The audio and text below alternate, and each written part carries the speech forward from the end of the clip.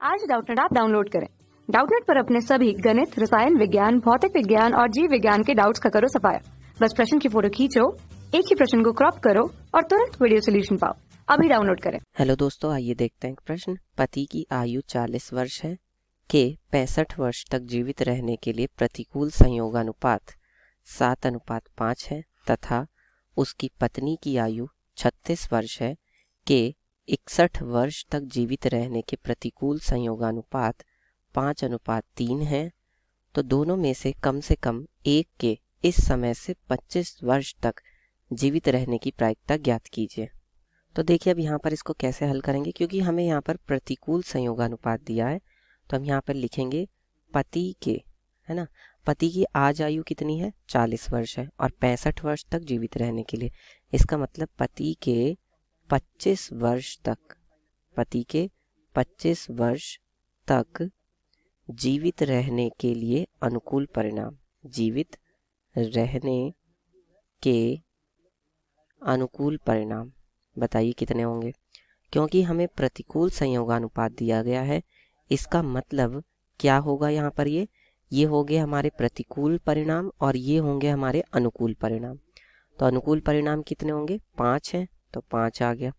और अगर प्रतिकूल परिणाम की बात करूँ तो प्रतिकूल परिणाम कितने हो जाएंगे, प्रतिकूल परिणाम है 7 और कुल परिणाम कितने होंगे, पति के 25 वर्ष तक जीवित रहने के लिए कुल परिणाम हो जाएंगे 5 7 12। ठीक है, दोनों को जोड़ दिया हमने, तो ये तो पति के लिए हो गया। अब इसी तरह से हम उसकी पत्नी जो है उसके लिए 25 वर्ष तक जीवित रहने के लिए ज्ञात करेंगे।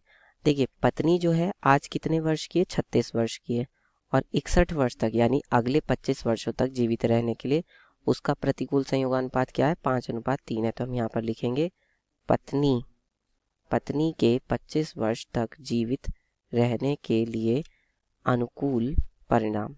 ठीक है, पत्नी के जीवित रहने के लिए अनुकूल परिणाम वो कितने होंगे, देखिए ये तो प्रतिकूल परिणाम है क्योंकि हमें प्रतिकूल संयोगानुपात दिया जाता है, तो पहले प्रतिकूल परिणाम लिखे होते हैं और फिर अनुकूल परिणाम। अनुकूल परिणाम कितने हैं 3 और प्रतिकूल परिणाम कितने हैं, प्रतिकूल परिणाम है 5। ठीक है, तो अगर मैं कुल परिणाम की बात करूं तो कुल परिणाम कितने हो जाएंगे, वो हो जाएंगे 5 और 3 8। अब हम प्रायिकता निकाल सकते हैं, क्योंकि प्रायिकता का क्या सूत्र होता है, अगर हम अनुकूल स्थिति के लिए निकाल रहे हैं, मान लीजिए किसी घटना के घटने की प्रायिकता अगर हम निकाल रहे हैं, कोई घटना ई है तो उस घटना के अगर घटने की प्रायिकता निकाल रहे हैं तो हम ऊपर रखेंगे अनुकूल परिणाम। ठीक है, और बटे में क्या लिखते हैं, बटे में हम लिखते हैं कुल परिणाम। ये तब है जब हम घटना के घटने की प्रायिकता निकाल रहे हैं, लेकिन अगर हम घटना के न घटने की प्रायिकता निकाल रहे हैं यानी PE बार, तो हम क्या करेंगे, हम ऊपर की तरफ रखेंगे प्रतिकूल परिणाम। ठीक है, प्रतिकूल परिणाम और बटे में क्या रखेंगे, बटे में रखते हैं कुल परिणाम। ठीक है, तो अब यहाँ पर देखिए अगर हम यहाँ पर निकालें पति के 25 वर्ष तक जीवित रहने के प्रायिकता, तो क्या हो जाएगी बताइए, जीवित रहने की प्रायिकता। तो जीवित रहने के लिए अनुकूल परिणाम कितने हैं 5 है और कुल परिणाम कितने हैं 12, तो 5/12 हो जाएगी।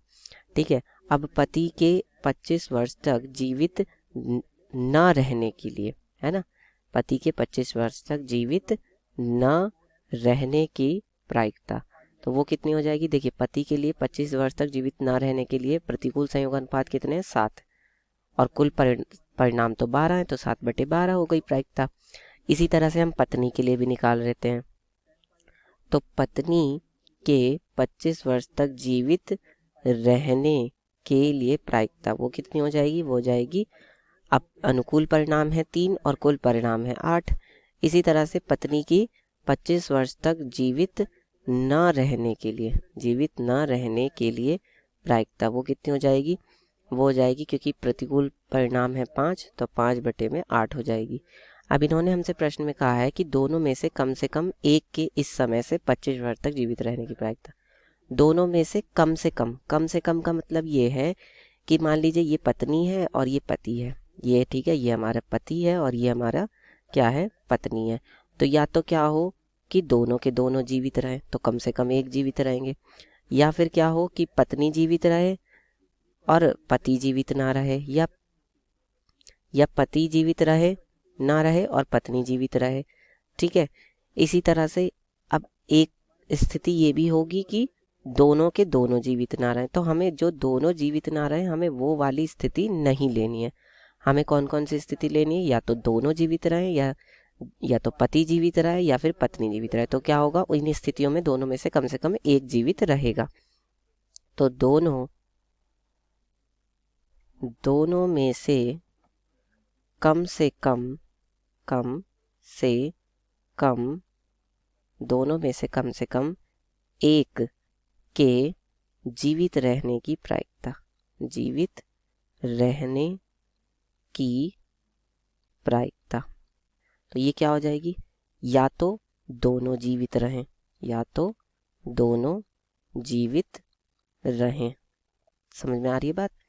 या तो दोनों जीवित रहें, ठीक है, या फिर सिर्फ पति जीवित रहे, या कह सकते हैं केवल पति जीवित रहे, केवल पति जीवित रहे, ठीक है, या फिर केवल पत्नी जीवित रहे, या फिर केवल पत्नी जीवित रहे। अब अगर पति जीवित रहे, केवल पति जीवित रहे, इसका मतलब क्या है कि पत्नी जीवित ना रहे। ठीक है, तो दोनों जीवित रहे का मतलब ये है कि दोनों के जीवित रहने की प्रायिकता। अब पति के जीवित रहने की प्रायिकता 5/12 है और पत्नी के जीवित रहने की प्रायिकता 3/8 है। तो यहाँ पे आ जाएगा 5/12 गुणा में 3/8। ठीक है, जहाँ पे भी ये या शब्द आता है वहाँ पे क्या आता है? धनात्मक चिन्ह। केवल पति जीवित रहे, तो केवल पति जीवित रहे का मतलब पति जीवित रहे, पत्नी जीवित ना रहे, है ना। तो पति के जीवित रहने की प्रायिकता है 5/12 और पत्नी के जीवित ना रहने की प्रायिकता है 5/8। या फिर केवल पत्नी जीवित रहे, तो केवल पत्नी जीवित रहे मतलब पत्नी के जीवित रहने की प्रायिकता कितनी है? 3/8। और पति के जीवित ना रहने की प्रायिकता कितनी है? 7/12। अब हम इसको सरल कर लेंगे तो कितना हो जाएगा? 5 × 15 बटे में 12 × 96 प्लस 5 × 5 = 25 बटे में 12 × 96 प्लस 7 × 21 बटे में 12 × 96। ठीक है, एलसीएम ले लेंगे तीनों का, तो एलसीएम कितना आ जाएगा? 96। ऊपर हो जाएगा 15 + 25 + 21। 25 और 15 कितने हो गए? 40। 40 और 21 हो गए 61। 61 बटे में 96। ठीक है, तो ये होगी प्रायिकता दोनों में से कम एक के जीवित रहने की, और यही हमारे प्रश्न का उत्तर होगा। धन्यवाद। कक्षा 6वीं से 12वीं से लेकर नीट, IIT, JEE वो एडवांस के लेवल तक 1 करोड़ से ज्यादा छात्रों का भरोसा। आज ही डाउनलोड करें डाउटनेट ऐप या व्हाट्सएप करें अपने सारे डाउट्स 8400 400 400 पर।